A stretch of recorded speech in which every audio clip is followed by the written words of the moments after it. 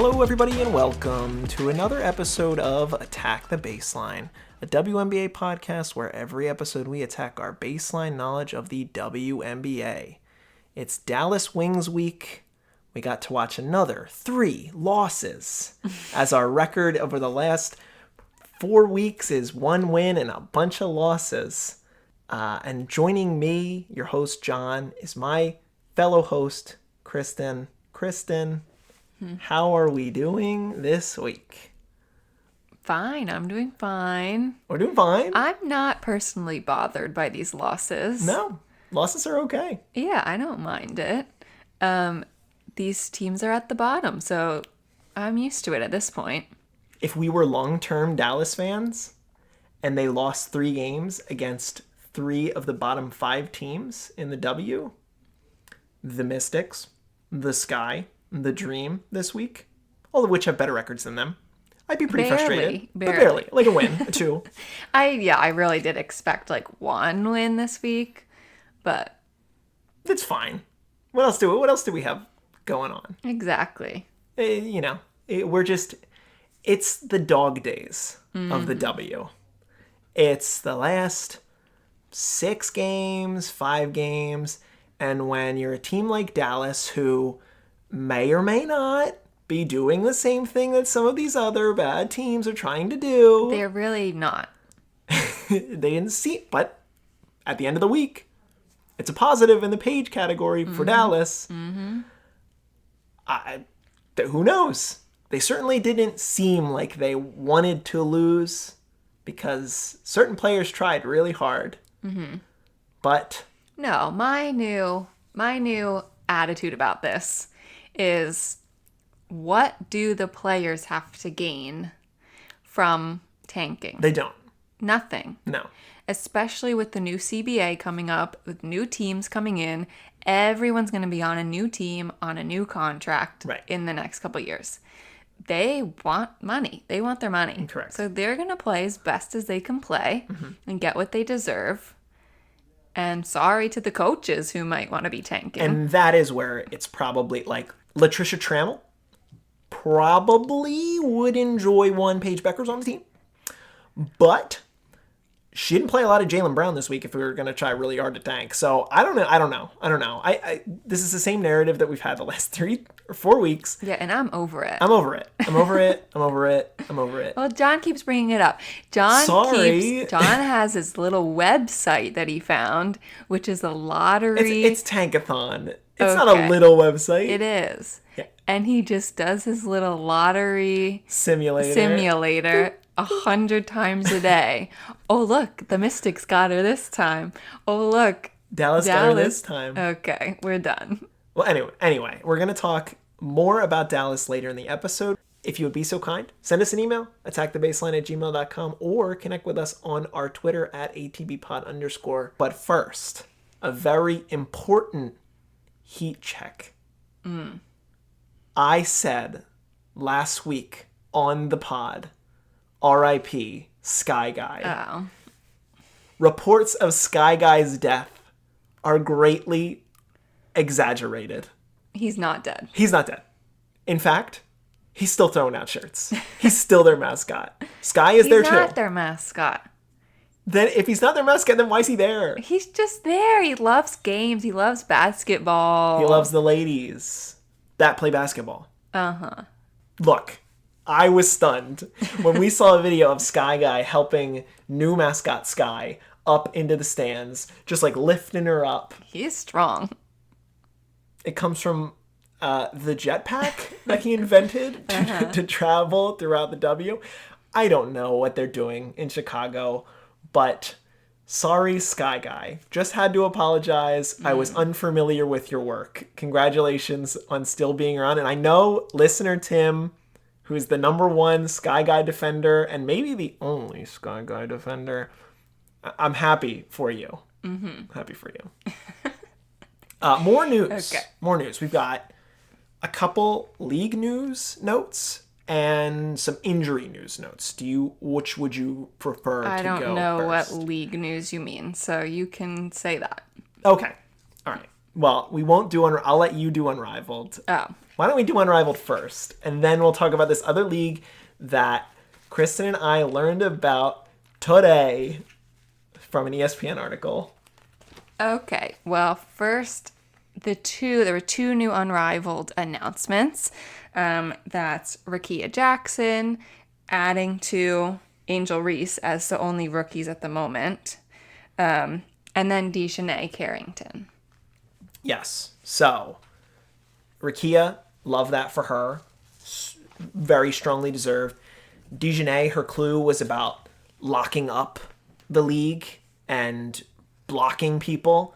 And I was kind of hoping it was John Quell on that clue. But I get that it was Dejanay. And another character from the W that I am very happy to see make it into this league. We know the energy that she brings.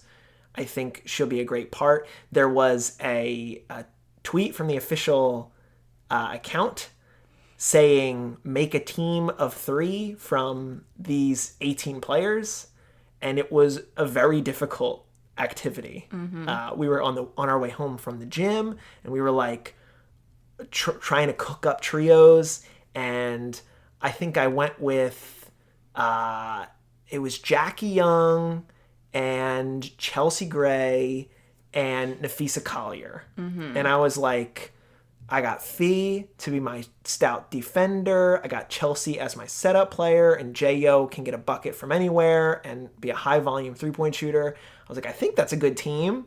But then I was like, I don't know. I think I could like come up with 3 other better teams. And Kristen had her own team that like after she told me, I was like, dang, that's a really good group too.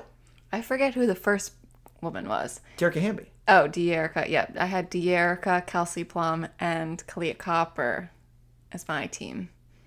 I mean, Kelsey, we know, a high volume three-point shooter, a bucket. Dearica just won a medal in 3-on-3, and freaking Ka is a bucket and a problem. Like, that works too. If you need Ka to go Ka mode, she would. It's going to be so crazy. I know we don't have details about like how the teams are going to be organized, but some of these groups are going to be so cool. And if I got to pick 5 players, then I'd get to pick whoever I wanted. But when it's 3, I'm like, I don't know what the perfect match is. But Unrivaled, coming soon, January. You know it. We're going to keep following it. But that's it for Unrivaled. We have another league. Another league exists to try and persuade W players to stay stateside. That's the mission of the Athletes Unlimited League, which is... I've never heard of this. Never heard of this. Athletes Unlimited is a network of women's sports in basketball, softball, volleyball, and lacrosse, which encourages those pros to stay stateside, and they play in a format where a singular person can be the champion. It is a points system. Oh, and do they play like multiple of those sports?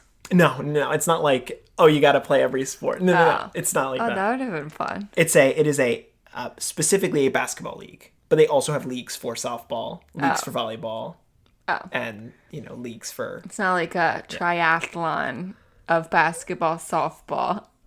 That would be wild. That'd be wild. So for our listeners who may be learning about this for the first time, this was a league that started in 2022. They did the first year in Vegas, and then they did the following 2 years in Dallas. This year, it's in Nashville, and it's 24 games played over the span from February 5th to March 2nd. So just shy of a month. A very packed month. 24 games.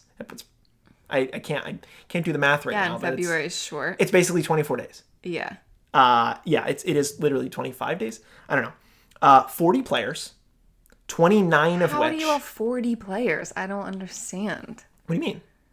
Like, but they're all going to be an Unrivaled now, so I don't get it. It's 29 W players out of 40. Obviously, these are probably like second tier, third tier talents. Maybe it's up and coming rookies that won't get the chance to get invited to Unrivaled, that get an opportunity here to again encourage them to stay local, and then you maybe stay in the picture and you can be an unrivaled next year. Maybe they haven't announced the list of who's in that, but players like Lexi Brown from the LA Sparks have spoke fondly about this organization. If we were looking at the winners of previous years, I have those.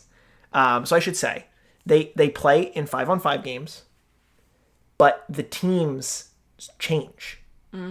Kind of like what you were talking about with Unrivaled, and that could be the case. It could be a similar like singular winner, but you win individual points for how you perform and also team points, and then you just accrue points, and there's one winner. So in 22, it was Tiana Hawkins won. In 23, it was Nalissa Smith won, and in 24, it was our girl Alicia Gray who won. Oh, no way. So Alicia Gray, a player that's in Unrivaled this year, won last year's thing that ran in Dallas. Okay. And it's another pretty fast-moving organization that has a lot of support by big fans of the WNBA. Obviously, your former legends, your Cheryl Swoopses, KD, Rich Kleiman, venture capitalists, Abby Wambach. Like, there's a lot of people that like this league too. And it's funny that I've never heard of it. And this year it's going to compete, pretty directly with Unrivaled. We still don't know the idea of how long Unrivaled's going to run. Yeah. But do we know when it's going to end? January to ? Because I didn't think they had that completely ironed out. It just says January 25, right? Yeah, it's my notes. But it might clash. Well, how do you watch this? What is this on? So they haven't announced what the schedule is yet, because this was an ESPN article, by the way. They just announced today that it's going to be in Nashville, but the games will be streamable. The schedule will be available ahead of time. The teams and the players will all be available soon, but they're not available yet. But we'll see. Again, you can read more about it at ESPN. I just want to make everybody aware that, like... What's it called? It's called the Athletes Unlimited Okay. Women's Basketball League. Okay. Which, again, we're all about the business of supporting women's athletics. So this is something that we will certainly pay attention to. I think we will be focusing pretty hard on Unrivaled, but we'll dip our toes in probably. If there's anybody like particularly interesting in it, I would imagine sure. At least one of the 29 people will probably be interesting. Oh, I'm just not sure. I feel like Unrivaled is going to pull most of the top people, so we'll see. Totally, we'll see.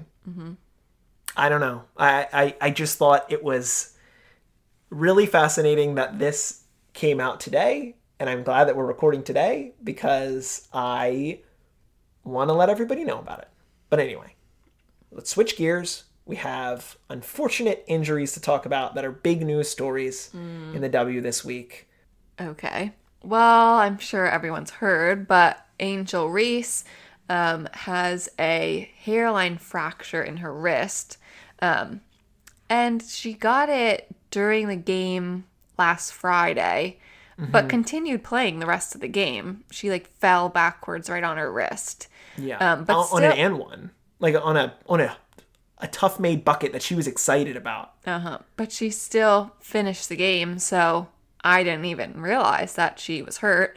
And then the next day, it came out that she's missing the whole rest of the season. Yeah. So that sucks. She's getting surgery, just really as a precaution, and to help her heal faster. So if the Sky make it into the playoffs, which they currently are the 8th seed, one game up from Atlanta. She will not be there. Right. And it is a shame because when we were Chicago Sky fans last week, Kennedy Carter was out for health protocols, and she comes back and she gives the team so much juice. We watched them last night beat the Dallas Wings, our team this week, and Angel gets hurt. I know. I wonder really how different it would have been if Angel was there. And then next was Asia Wilson. I was watching this, and to me, it looked very scary. She landed funny. They're playing Connecticut, and it was basically a tie game with only a couple seconds left. So she was fouled and fell. And to me, it looked like her knee buckled. And she looked really hurt. But then she ended up finishing the game. But then the next day, she was not playing against New York, and she has a boot on her ankle. So I have not heard really any updates. No, I haven't either. No one has said that she's going to be missing significant time. But she was wearing a boot. So yeah, we will see. That obviously will not bode well if she's out for long. No. The team already has defensive issues, and when you lose the best player in the WNBA, that is your primary offensive scorer, then you're going to have problems. But this was more significant because she had a streak, right? Yes, this was the first game that Asia missed since August 2019. She had 208 consecutive games played. That's crazy. It's even hard to find an NBA player to do that. Well, they sit out. Yeah. But there are NBA players that want to play every game, even if coaches don't want them to play every game. But 208 games of basketball in a row is something to... It's only 40 at a time. But she's doing stuff in the off season. Yeah, who knows how much? It's still a shame that she has to break it. I'm sure she really wanted to play. Yeah. But just, it doesn't make sense to try to push it against New York, who you're gonna play in round 2, if with the way the things that are shaped up. Right. No. I mean, you're in the playoffs. You're probably not dropping below 5th to risk, your matchups. So just sit, forget it. You're going to win MVP no matter what anyway. So It's fine. Right. Yeah, I get thinking, looking at the way that the standings are, New York 3 games up on the Lynx in the 2 spot. Connecticut a game behind the Lynx. That's going to be interesting to follow. And then you have Vegas and Seattle battling for home court advantage in the first round. Yeah, I guess you want that. That's a 1 game. That's 7 games back for Vegas, 8 games back for Seattle. And then you've got Indiana, who's the hottest team in the W, only 3.5 back from Vegas. Yeah, but I don't think they'll slip below Indiana. No, I don't think they mathematically can, because there's only 4 games to play for Indiana, 5 games for Vegas, unless they lost every single game. And Indiana won every single game, which I don't think will happen. But there was a seriousness. But it's more important that you have Asia for the playoffs, period, because you're not going to get a three-peat without your GOAT. So kind of a shame. But we wish Asia all the best. We hope that she's back soon. And that'll do it for our league news wrap-up. We're going to transition to the Dallas Wings, a team that just was eliminated from playoff contention. And we're back to talk about the Dallas Wings, a team that was just eliminated from playoff. Yeah, this week they are eliminated. Really, yesterday. Yeah, yesterday. They had, like I mentioned earlier, 3 games this week. A game against the Washington Mystics, a overtime loss against Atlanta, which was really looking like a win, and a loss yesterday by 15 to Chicago. A bad week of basketball for the most part. Some fun notes, which we'll get into, plenty of fun notes, but we're just going to kind of vibe here and talk about these losses in bits and pieces. Because, look, this team is so different from how it was to start the season. Correct. Satu was out. Correct. The whole time before the Olympics. She just came back after the Olympics. Yes. So they started with a horrible record. Maddie Siegrist was out for a while. Yes. Who else? Finger injury. I mean, Jaylen Brown missed 24 games, but she's a rookie, so they don't really have a plan for her right now. She's not a move maker, but like we only saw 9 players play this week, so they didn't go particularly deep.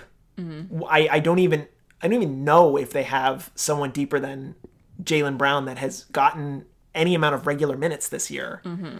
They just kind of play the same. Which you would think if 2 of their big players were hurt. Right. They just kind of play the same 8 players.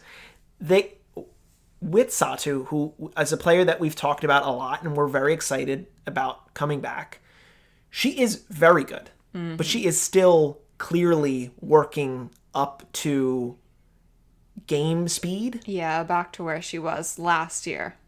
Yeah, and now that they're eliminated, you're just playing hoops for fun.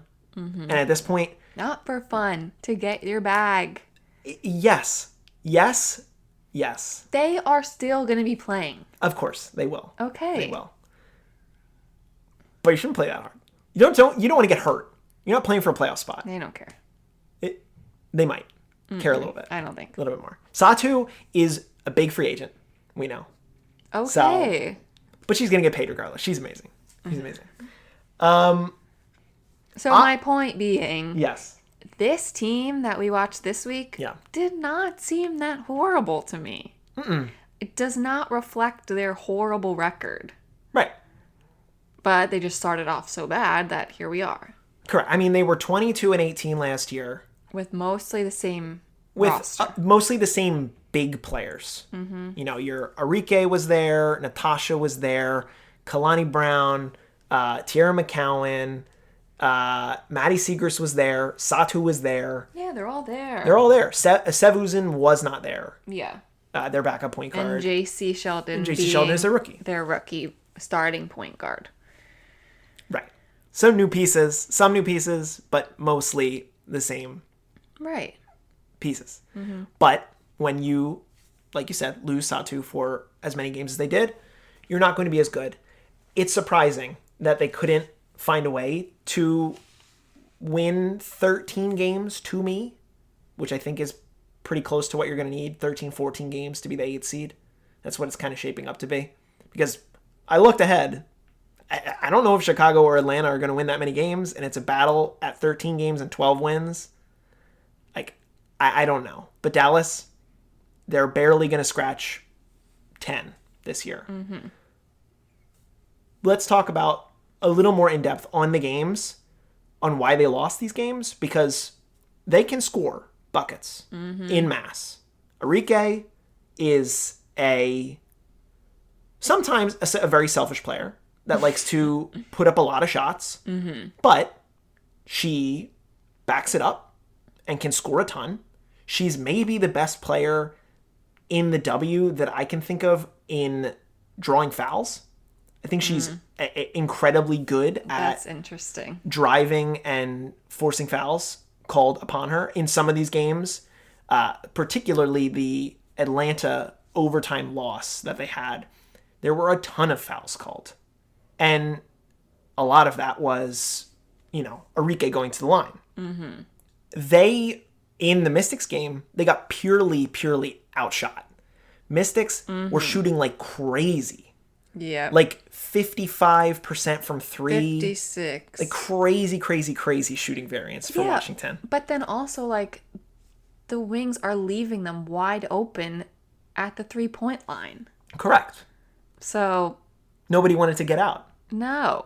Yeah, I said they can score the ball. I don't think they're a very good defensive team. Well, maybe that's it. They just aren't good at defense. Yeah. Well, I think Satu is probably a player that can be your primary, like, can guard a lot more positions. Mm-hmm. But when you're not up to game speed, then you're going to have trouble with, you know, a fast Washington team, a fast Atlanta team, and Kennedy Carter. Like, yeah. So yes, what you just said, it's interesting that I think that about Enrique. Mm-hmm. You don't agree, clearly. It's not something I particularly noticed, and I think there's other people that also draw a lot of fouls. Well, okay, and other people on the team. In the W. Okay. Yeah. Well, Enrique was 5 for 5 from the line against Washington. In that Atlanta game, she was, get the stats here. She was, 5 for 5. Felt like more, but still. So that's 10 free throws. And then in the game against Chicago the other night, she was 6 for 6. So she's either leading the team or one free throw short game to game of being the leader from the line for her team. And I guess that comes when you're the primary offensive option that's just going to do everything, that's going to drive, that's going to shoot, that's going to get and ones in the paint. Makes sense. Mm-hmm. She backs it up. Mm-hmm. She pops on the screen in that regard to me. Mm-hmm. But again, she sometimes takes shots that you're like, that make you go, whoa. and when they go in, it's like, sweet, they went in. But other times you're like, yeah. Really? You're like, huh? Was that the right call? No, I agree. She had like some really good possessions in all of these games where she like steals and runs up the court like on her own and, you know, does an assist and then someone else gets a basket, or she just like pulls up and makes a three that doesn't look like at all it's gonna go in, and then it does when there's like 4 people around her. Mm-hmm. But then sometimes I'm like, maybe like, did you think about that at all? No, before you just shot that ball? Yeah, I don't think so. So it's her. I'd love to see like inside her brain how she decides what to do with the ball, because sometimes she's just shooting and I'm like, sometimes you just gotta chuck. Yeah, I guess. And there are players like her in the league. Ryan Howard comes to mind, another player that feels the need to chuck. I mean, I know in that big overtime win for Atlanta, Ryan Howard was a big part of that. Ryan Howard's had a big week, but it's been a lot of shot attempts for Ryan Howard. And similarly, Enrique can score you 7 points in 25 seconds if she wants to, and then other times just be completely out of rhythm,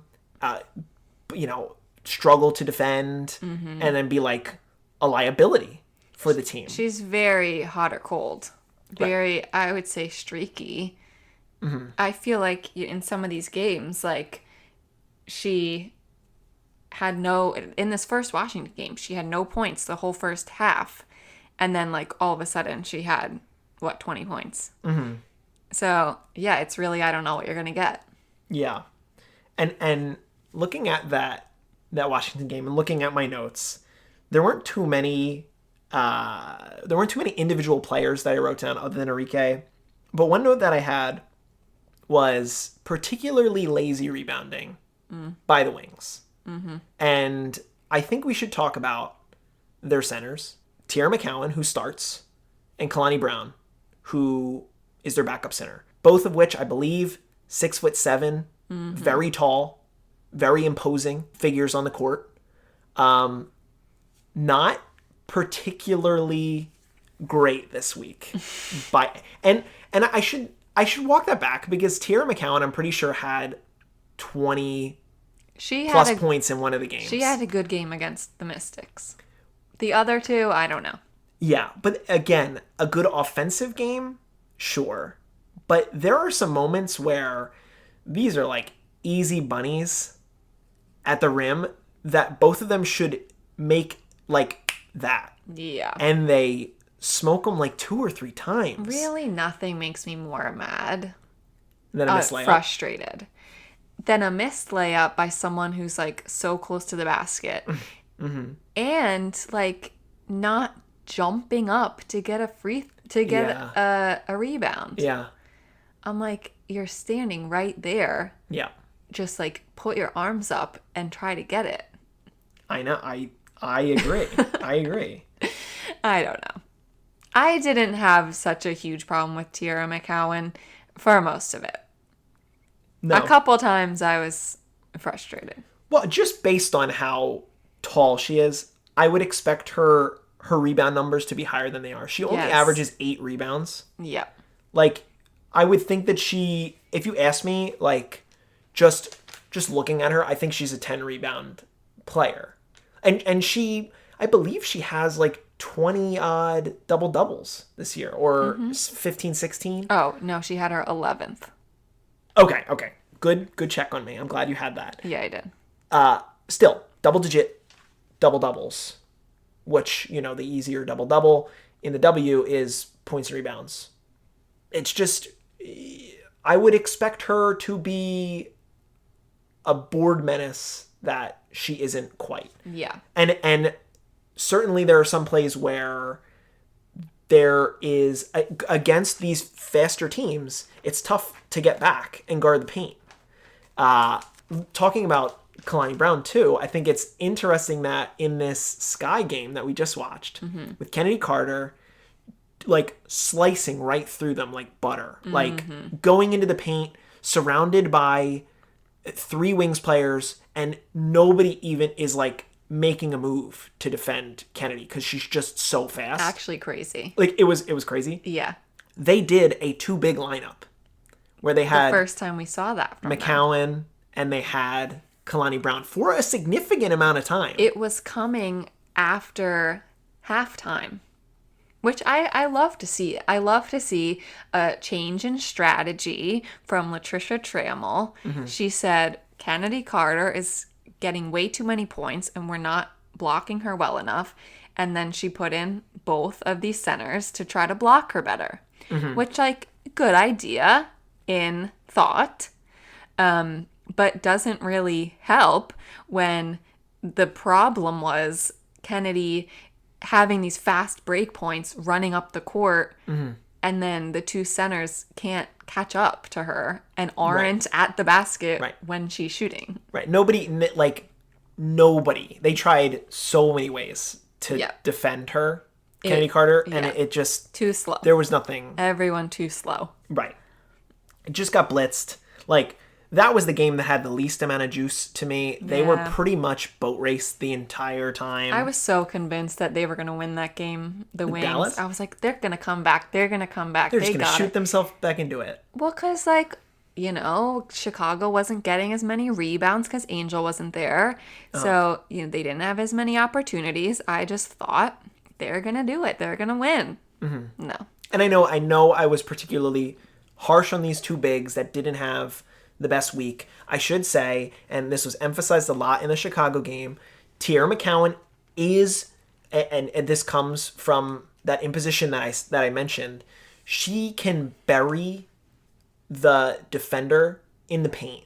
When she backs a player down, like, they are stuck under the basket. Yeah. Which is why it's so crazy to see her miss some of these layups that are right there. Like, she can touch rim, basically. I know, and it's like, that's what I'm get it up there. Just, like, jump up, like, 4 inches. I don't know.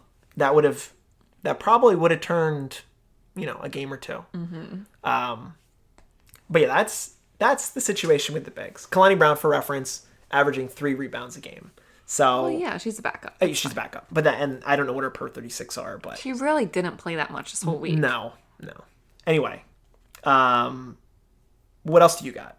Another note? There's plenty of other players. So we talked about Arike. We mostly talked about Satu. We talked about Tierra McCowan and Kalani Brown. I was particularly interested in watching JC Sheldon because she was picked fifth in the draft this year. Yep. She's basically their biggest rookie. And she's starting. Not that, many rookies are starting. So I said, okay, let's see, how good is she? And I don't think she's bad by any sense. No. She is perfectly good at passing, I think, but not necessarily into assists. That, hasn't really happened. A la Caitlin, where those passing numbers are captured better.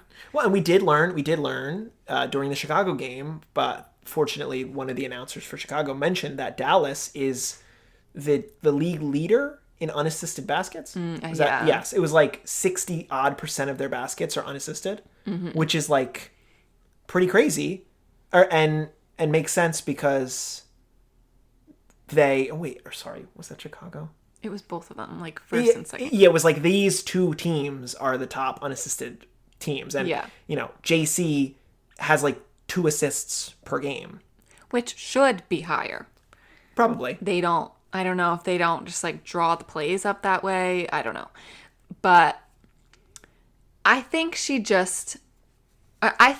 getting her footing under her. She's obviously not as good as Caitlin, being a rookie point guard, but she for sure has a lot of potential. And I think something that I noticed, especially in the Washington game, was like she would, bring the ball up the court, pass it to somebody, and then go stand in the 3-point in the corner, waiting for someone to like pass her the ball so she could shoot a 3. Like possession after possession after possession, she was doing that, and they just like never passed it to her. Right.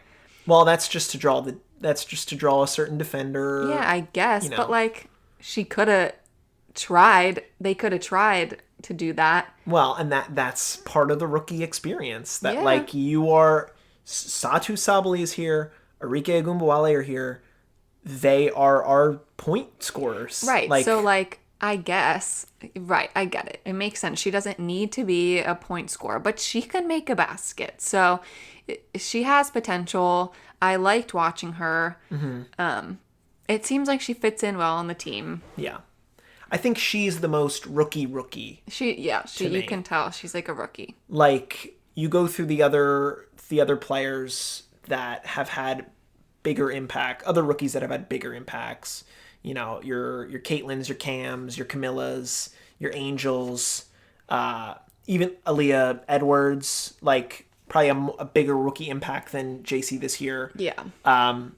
JC in year 2, I think with the, if the Dallas chemistry is a little different, I shouldn't say chemistry, the makeup of the team is a little different. Let's say Satu goes somewhere else and they have to, fill more time.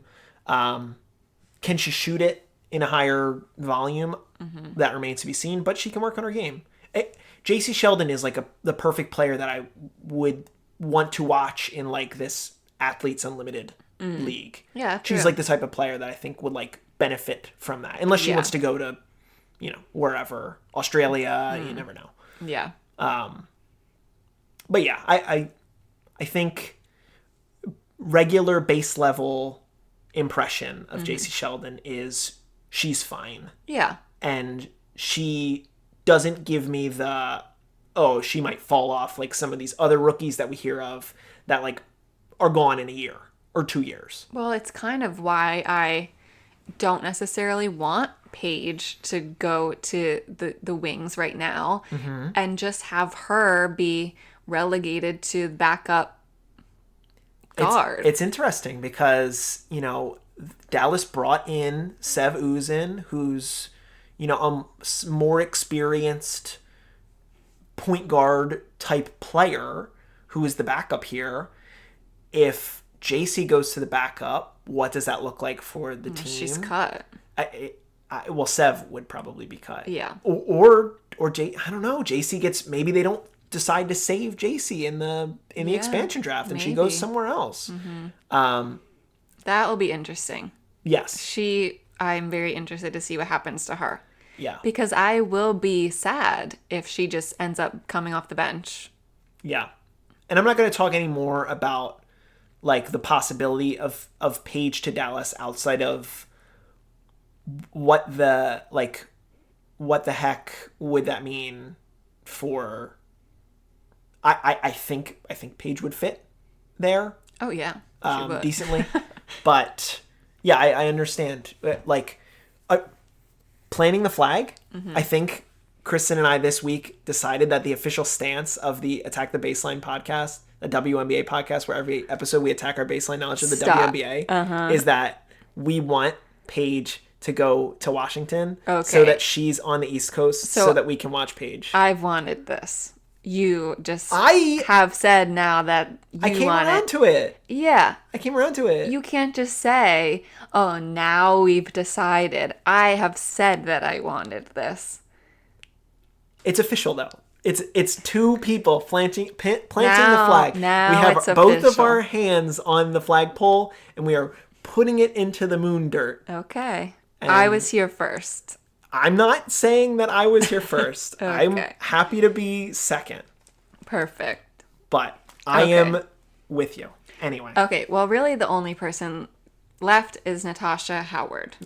Yeah, well, should say, in a quick 30 seconds, Maddie Siegrist. Oh, yeah. Maddie from Villanova. Is a coach at Villanova in the offseason. Mm-hmm. It's going to be her second year this year. That is 25 minutes from our place. Okay. This is another thing that I'm Villanova, not a Philadelphia school. About. Not a Philadelphia school, but all of a sudden John likes Villanova. No, I never said that. Okay. I do not like Villanova. Seems like you're excited about Villanova. No, all I'm saying is it's interesting that she is a coach of a local basketball team that is well loved in the city of Philadelphia, except not by me. Okay, John's a hater. I am a hater when it comes to Villanova. Sorry. Okay. Natasha Howard. Yeah. Well, Maddie Siegrist, I'm surprised she doesn't play more. Well, she's coming off an injury. Yeah, that's it. Okay. Yeah, Natasha Howard was her birthday this week. Happy birthday, Tosh. That's Natasha. Great. I don't think she goes by Tosh. Okay. Like Tosh Club. Anyway. To me, she seems like a very consistent, reliable scorer. She doesn't do anything too crazy. She's just there. She's dependable. Hell yeah, dude. And I love that for her. Hell yeah, dude. Yeah. She can balance out Arike being crazy. Smooth jumper. Mm-hmm. In that Atlanta game, which, we've only talked in so much detail, she has 12 points 2 minutes into the second. Like, beautiful form. Like, goes up with the ball. Flick of the wrist. Bang. She can hit 2s and 3s. She's not much of a driver type player, but she can get the ball in, on a layup, on a tough layup. Yeah, really appreciated Natasha Howard, who, got hurt mid-game briefly. Oh, she's fine. In that Atlanta game, rolled her ankle. Did look pretty bad. Mm-hmm. But certainly helped them get out to as good of a lead as they did in that Atlanta game, which they lost. But that's okay. It's okay. And I was comparing her stats. Last year, she provided 650 odd points for the team. I think it was 649 was her number. This year, she's around 406 points total that she scored this year. Clearly, Natasha Howard is one of those players that helped this Dallas team be as good as they were last year. May have lost a step without a better supporting cast. It might have been asked for a bigger workload in some of these other games earlier in the season when it's just Arike and her. Mm-hmm. But Arike's younger than us. I believe I knew that. Was she 27? Yeah. Yeah. But there was a period in this Atlanta game where it was Natasha Howard and Arike back and forth, and together they were cooking the dream. Yeah. They seem to work really well together. Yeah, and they have that experience. Mm-hmm. But yeah, good, old dependable, old reliable. I shouldn't say old because she's not that old. Satu is so young. Satu is very young. Okay. Correct. But yeah, it just positives for Howard. Mm-hmm. Okay. Yeah. So tied the game to force overtime too on a late 2. Yeah. Okay. But step back a little bit. And yeah. It was a crazy. Just to talk about that play. It's 15 seconds. Dallas down 2. They've called fouls the entire game, and they do not call probably 3 or 4 fouls as there's like a bunch of people fussing over the ball, multiple missed shots. The ball gets out to Natasha, and she knows that there's not a lot of time on the clock. She just puts it up. I know you say step back a little bit. She was just saying, I got to chuck. And she chucked, and she made, and they tied the game. Yeah. And then they lost in overtime. Yeah, but then they got to give the flowers Then they beefed it. Natasha Howard. Yeah. Okay, well, that's the Wings. I was very glad to be a Wings fan this week. I feel like the Wings and the Dream, who we're talking about next week, really are the two teams that like we have watched the least of this entire year. Correct. So I was into it. Who was your favorite player on the Wings? I know we just talked about her, but I will say Natasha Howard. Okay. I will say I enjoyed watching Natasha Howard the most this week, just from a pure, able to do a bunch of good things, well, above average. Thumbs up, Natasha Howard. Okay. Thank you for your contributions to my watching WNBA basketball this week. I'll say Arike. Sure. As inconsistent, perhaps she is, she is still consistently good. Sure. You know, she's not like scoring 2 points some of these games and 30 points some other games. That is true. She's consistently scoring a lot. That is true. And I didn't realize she is so young. So she provided me much entertainment and was still good. Rootable, fun. So then, if you take the page out of it, which I don't think you can take the page out of it because we know... She's literally not there. We know that Dallas is one of the first 2 teams to be eliminated from playoff contention. They will be one of the 4 teams that has a lottery shot. And also, if Chicago falls, they could have Chicago's pick, or they could swap with Chicago. They don't have Chicago's pick. They could swap with Chicago. So even if Chicago falls, and let's say they're the 3 and the 4 position, who knows? Who knows? But what are some other reasons that people should follow the Dallas Wings? You're saying the first reason is because of Paige? I'm saying, well, literally, yes. It has to be. It has to be. Okay. If the other episodes that we've done in a row from this one have been anything informative of these bad teams, it's the thought that maybe you could get a future generational player. Okay. What else? I think this team is so young. They have a lot of talent in Arike and Satu, and they have a lot of promise. This year really was a fluke because of how hurt they were. And I don't think, last year they were good. They were the 4th seed last year. Next year, I think they'll be much better again. They just, took a little dip. Maybe. Either way, they're going to get a high pick in the next draft. Correct. So they will be better next year. Having another year of JC to develop will be very good for her. I think they have some things to work out, but I think the team seems very fun. They have good vibes around them. And personally, I love their navy and like neon green combo. And our little Pegasus, love her. I forget her name. It's like their mascot and the logo and the mascot. You were anti-Pegasus when we first introduced it. Well, at first I was like, that's just a horse. I didn't get it. Well, it's because the Mavericks. Okay, fine. Right. Now she's Queen Pegasus. Love her. I'm back on Tankathon. Oh my god. Dallas just won on the first spin, guys. Stop. Dallas won on the first spin. Even if it's not Paige, it could be Kiki.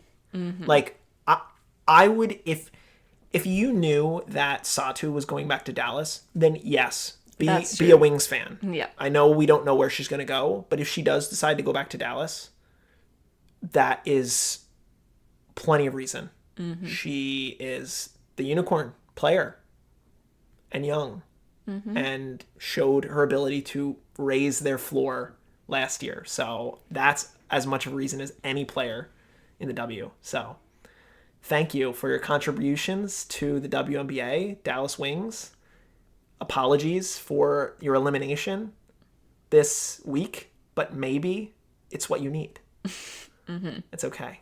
And you have Jaylen Brown, dude. Jaylen Brown just was the MVP of the NBA Finals on your team. Shush. Anyway. I like her, though. She was... I agree. In preseason, it was like the first game we watched. Jaylen Brown cooked. Yeah. I know we didn't talk about her, and now we're talking about her, but... Well, she didn't play that much. No, she barely played. Anyway, that is going to do it for our coverage of the Dallas Wings. Next week, we're locking in. The Atlanta Dream are chasing the 8th seed right behind Chicago. Prediction. Wait, who are they playing this week? They have 3 games that we're going to be following. You look up Chicago's games. Okay. For this week?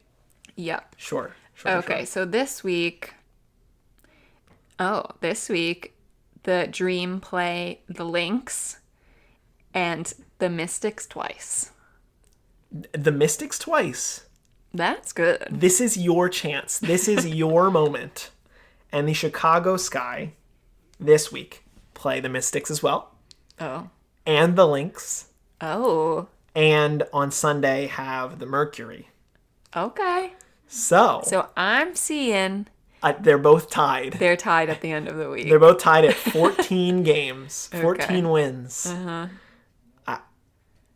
Anything can happen. But if Chicago loses this game to Washington and Atlanta wins both, takes care of business. You know Emily Anxler's trying to win these games. We didn't even talk about Emily Anxler.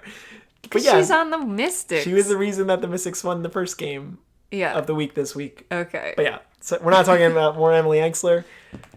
Good luck to Atlanta this week. We're going to see who wants this 8th seed and who wants a shot at Paige.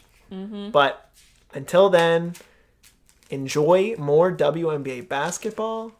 Get excited Enjoy it while it's here. Get excited about Athletes Unlimited, Unrivaled. And Kristen, I'm looking at the baseline. What are we going to do? Attack it. Attack the baseline. Thank you all for listening. We appreciate you. But we'll talk to you soon. And